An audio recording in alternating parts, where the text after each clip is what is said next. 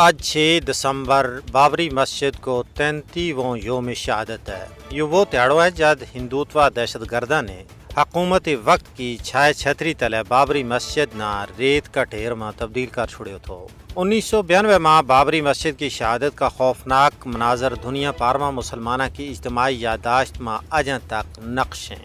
بابری مسجد نہ 6 دسمبر 1992 نہ صرف ایک بے قابو ہجوم نے شہید کیو بلکہ یہ ایک منظم منصوبہ بندی کو حصہ تھو جس کی قیادت بی جے پی اور RSS کا نیتا نے کی۔ نومبر 2019 میں بھارتی سپریم کورٹ نے بابری مسجد کی جگہ ہندوؤں نہ دے چھوڑی جیڑو تعصب اور اسلام دشمنی پر مبنی ایک کھلو فیصلو تھو۔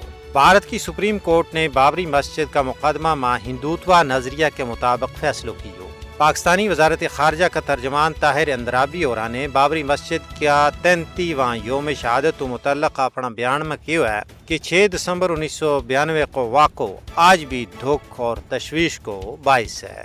ترجمان اور نے کیا کہ بابری مسجد کی شہادت عدم برداشت اور مذہبی تعصب کی علامت ہے۔ مذہبی ورثہ کو تحفظ عالمی برادری کی مشترکہ ذمہ داری ہے۔ انہوں نے کہا کہ مسلمانوں کا مذہبی مقامات نہ نقصان پہنچانے کا واقعات ور احتساب اشد ضروری ہے۔ بابری مسجد تو بعد بھارتی مسلمان عدم تحفظ اور ذہنی تکلیف کو شکار ہیں۔